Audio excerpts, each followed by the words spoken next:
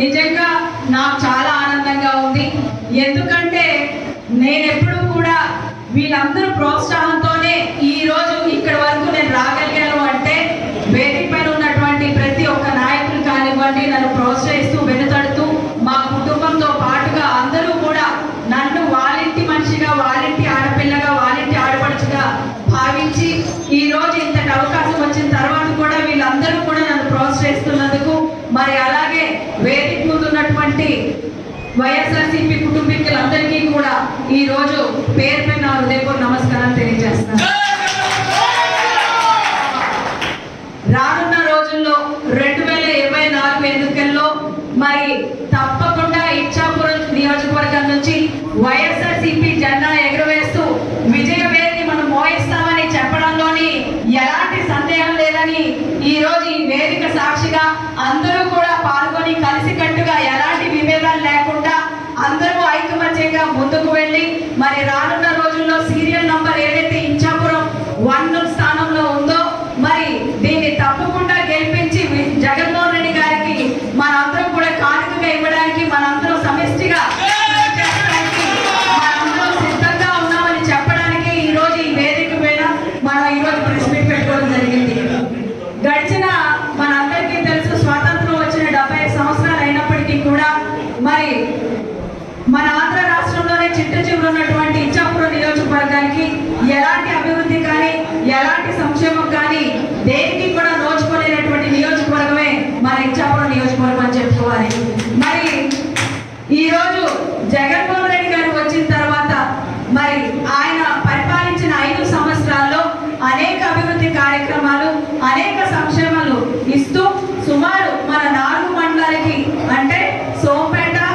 కంచిలి ఇచ్చాపురం మండలం కట్టి మండలం అలాగే మున్సిపాలిటీ ఈ అన్నిటికీ కలిపి సుమారు 2,698 కోట్లు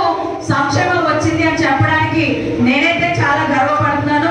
ఎందుకంటే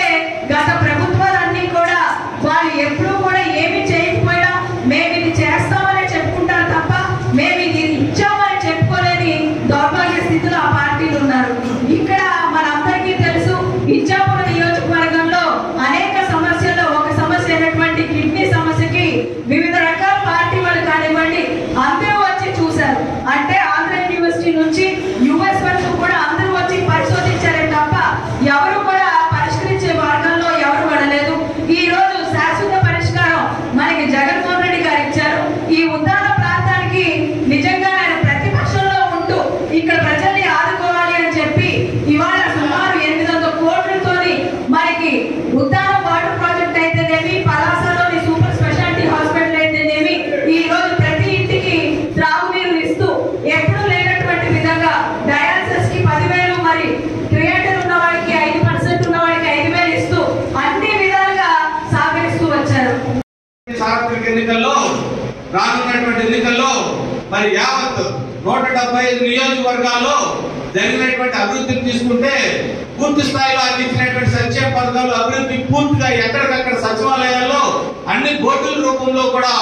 ఎవరికి ఎక్కడ ఏ సంక్షేమ పథకం ద్వారా ఏ అభివృద్ధి కార్యక్రమం ద్వారా ఎంత నిధులు కేటాయించాం ఎంత అభివృద్ధి జరిగింది ఎంత సంక్షేమం వెళ్ళింది అన్న విషయాన్ని తెలియజేస్తూ అందులో భాగంగానే ఇచ్చాపురం నియోజకవర్గంలో గడిచినటువంటి 5 సంవత్సరాల్లో ఎప్పుడు కని విని ఎరుగని రీతిలో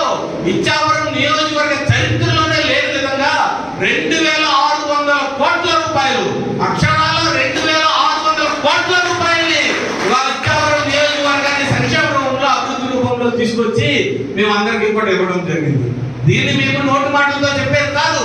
దీని అక్షరాల ఎక్కడికి ఏ సంక్షేమం ఉంటుందా, ఏ అభివృద్ధి కార్యక్రమం ఉంటుందా, ఏ గ్రామానికి ఎంత ఉందన్న విషయాన్ని కూడా మేము పాంప్లెట్ రూపంలో రూపొందించి ప్రజలకు మేము తెలియజేస్తున్నాం. కుటుంబాన్ని ఒక ఆడపిల్లకి టికెట్ ఇవ్వడానికి కూడా ముప్పు తిప్పలు పెట్టి 3 చెరువులు నీళ్లు తాగించి ఆఖరికి ఇవాళ వాళ్ళకి ఏడికించి టికెట్ ఇచ్చేటువంటి పరిస్థితి, అంత దుస్థితి మనం చూసాం. అదే మన ప్రభుత్వం, మన నాయకుడు, మన జగన్మోహన్ రెడ్డి, మన పార్టీ నాయకుడు మహిళా సాధికారతను పెంపొందిస్తామన్నటువంటి ఇచ్చినటువంటి మాట ప్రకారం రాష్ట్ర వ్యాప్తంగా అత్యధిక శాతం మహిళలకు సీట్లు కేటాయిస్తామని ఇచ్చినటువంటి మాట ప్రకారం మొదటి లిస్టులోనే ఇచ్చాపురం నియోజకవర్గం నేను మహిళలకి ప్రకటిస్తున్నానని ఇచ్చినటువంటి మాట నిలబెట్టుకొని అదే ప్రకటించడమే కాకుండా మన ఎస్సీ, మన బీసీ, మన మైనారిటీ అనేటువంటి నినాదంతో అట్టడుగున్నటువంటి బడుగు బలహీన వర్గాలను ఆదుకునేటువంటి ప్రయత్నంలో ఆ నియోజకవర్గం చేస్తున్నటువంటి పరిపాలన అయితేనేమి, టికెట్లు కేటాయించినటువంటి పరిస్థితులు ఏ రకంగా చేశారనేదనేమి, అందరినీ ఐక్యంగా ఏ రకంగా ముందుకు తీసుకొని వెళ్ళి గెలుపు దిశగా ఏ రకంగా మనం చేస్తున్నటువంటి ప్రయత్నం అయితేనేమి, ఇవన్నీ చూస్తే ఎక్కడా కూడా తెలుగుదేశం పార్టీ కానీ వైఎస్ఆర్ పార్టీ కానీ ఈ మధ్యలో ఉన్నటువంటి తేడాను గమనిస్తే ఏ రకంగా తీసుకున్నా వైఎస్ఆర్ కాంగ్రెస్ పార్టీకి, జగన్మోహన్ రెడ్డికి కనీసం